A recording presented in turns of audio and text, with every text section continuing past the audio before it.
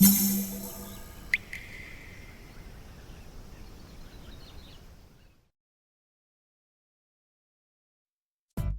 うも、底辺アクアリスト黄昏です。皆さん、以前投稿したブセファランドラオンリー水槽のことは覚えていますでしょうか？まだ見ていないという方は概要欄に再生リストの URL を貼っておきますので、ぜひそちらから見てやってください。その名の通り、ブセファランドラオンリーで立ち上げを考えているこの水槽なんですが、ようやくレイアウトの骨組みが完成しました。紙綿の接着剤を駆使して石と流木同士を強力にくっつけ、いつも通り雑に扱っても一切配置がずれないレイアウトに仕上げています。そのがっちりさを武器に化粧砂の敷き分けも行いました。石同士もすべて接着しているため、ずれて土留めが崩壊することもありませんし、トイレを入れる前にこれでもかとウールマットを隙間に敷き詰めているので抜かりはありません。今までの経験を生かし、できるだけストレスフリーな仕分けをしていければと思っています。というわけで今回は、そんな水槽についにブセファランドラを入れていきます。この日のために準備していたブセを総動員させるので、ぜひ最後まで見てやってください。それでは早速やっていきます。まずは自宅でせっせと栽培しているダイソーのガラスポットに入れている水上栽培ファームから今回使用するブセファランドラを拝借していきます。正直このストックしていた水草を立ち上げの時に使用するというのが夢だったので、実現できてとても嬉しいです。そのためにいっぱい組織培養とかも買ってるので、完全に自給自足かと言われればやや疑問が残りますが、このままうまく維持できれば追加コストなしでこれからもレイアウト水槽が楽しめるのではないでしょうか。うまくいけばですけど。ちなみになんでわざわざ一度ポットに植栽してからレイアウトに使うのかというと、組織培養ブセはそのまま入れると溶けやすいからです。一度湿度 100% 管理で半水中用にし、しっかり根を張らせてから水槽に入れることでブセが溶けるのを防ぐ算段です。また水槽内よりもポットで管理する方がコスト的にも場所的にもいいからっていうのもありますね。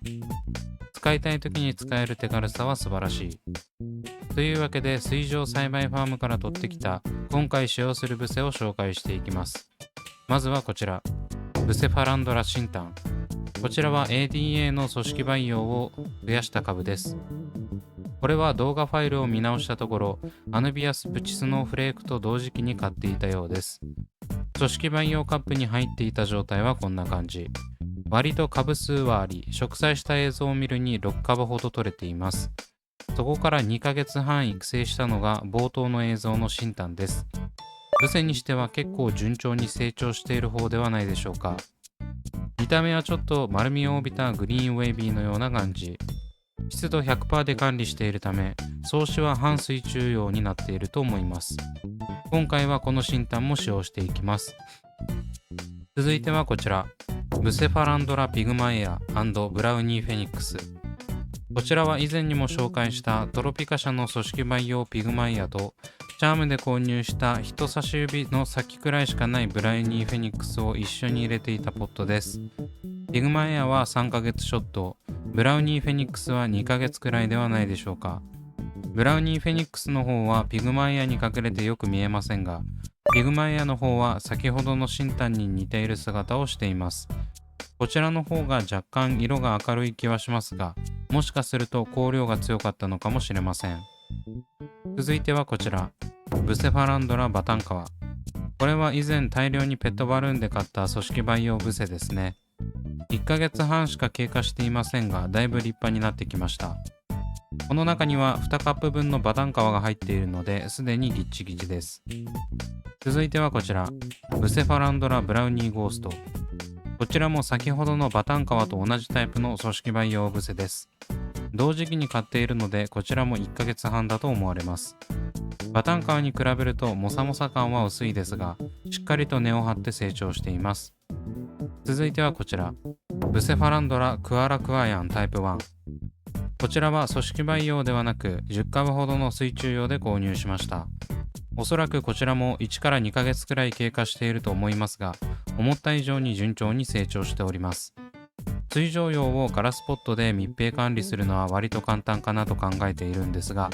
完全水中用を水上から出して育成するのは初めてだったので、うまくいくか心配でした。しかし心配をよそに、このクアラクアヤンはしっかり成長してくれています。動画編集時現在も手間いらずなので、自分が育成したブセの中でも1位2位を争う優等生ですね。ちなみにこのブセは他のものと全然違う姿をしているので、水中化させても見た目だけで種類がわかるのもいいところです。それではブセも出揃ったところで作業に取り掛かりたいと思います。今回は各ブセ状態の良さそうなものを数株取っていきます。あまり多いとトラブルがあった時が大変ですし、全部使って全滅させたりしたら目も当てられませんからね。まずはピグマイヤから取るんですが、結構根をしっかり張ってて、他のものまで引っこ抜けないように慎重に取りました。ちなみに一緒に植栽していたブラウニーフェニックスはこちら。結構深緑色っぽくてかっこいいです。ただこれに関してはミニ組織培養で3株しかないんで、今回は1株のみ取っていきます。というわけでピグマイアは5株、ブラウニーフェニックスは1株です。ポット内が寂しくなってしまいましたが致し方なし。水槽レイアウトに使うためにストックしているから使わないと意味ないですしね。続いてはバタンカワ。こちらはまだ葉もそこまで大きくなく可愛い感じです。取った株はこんな感じで、しっかり根を張っていたためソイルががっつりついています。この時はあまりしっかりばらさずに植栽していたため、一株といっても密生した数株が連なっているようです。こちらも2株くらいはありそうですね。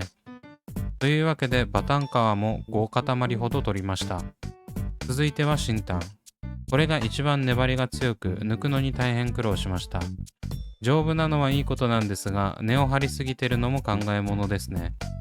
そのまま引っこ抜くと完全にガラスポット内が全てひっくり返ると思ったので、今回はハサミを使用してその部分だけ根をカットしました。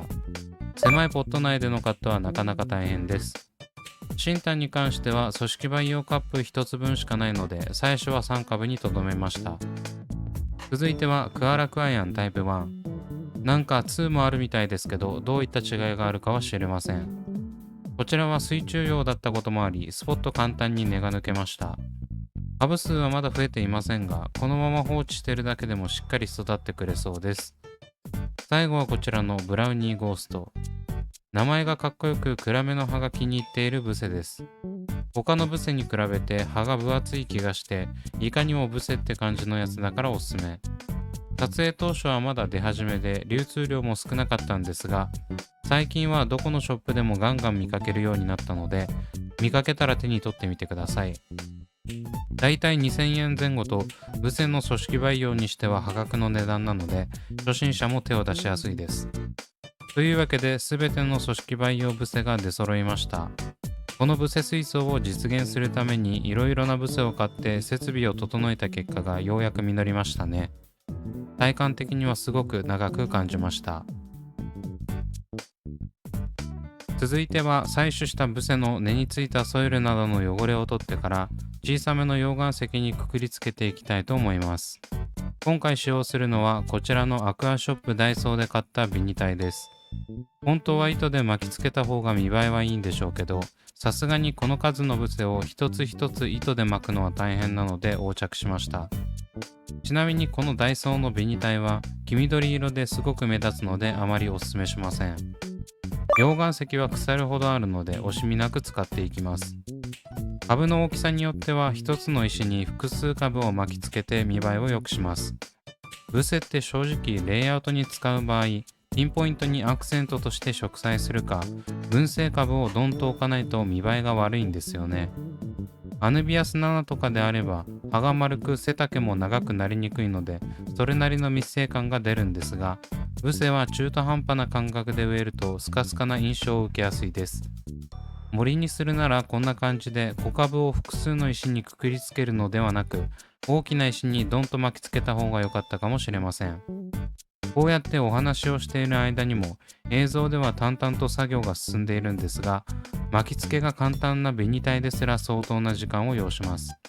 これを垂れ流しにしていたらそれだけでも動画時間が1時間くらいになりそうなんで、今回は倍速でささっと終わらせました。ちなみに接着剤で固定することも考えたんですが、場合によっては溶けるイメージがあったので採用を見送り。というわけで全てのブセを石にくくりつけることができたので、実際に水槽に置いていきます。まずはピグマイヤーから。ちなみにこうやって見せながら配置しているのは、どのブセかわからなくなった時に映像を見返して判断がつくようにするためです。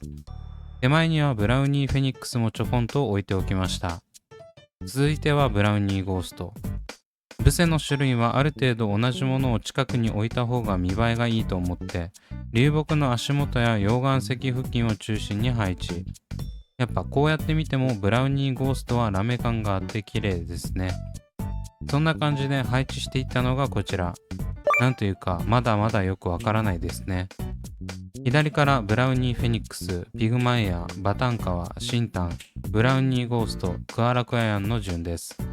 この中で紛らわしいのはピグマイヤとシンタンなんで、そこを間違えないようにだけ注意しています。そんな感じで組織培養株を配置していったんですが、この一連の作業に相当な時間を使ってしまいました。実はこの立ち上げはその時の都合上1日しか猶予がなく、この後もカツカツで作業してるんです。随所でそういった時間による制約の片鱗が垣間見える可能性がありますが、許してやってください。というわけで次回は大事に大事に育てていたとっておきのブセを使っていきますので、乞うご期待。というわけで今回はここまで。Twitter と Instagram もやっておりますので、そちらも見ていただけると嬉しいです。それではご視聴ありがとうございました。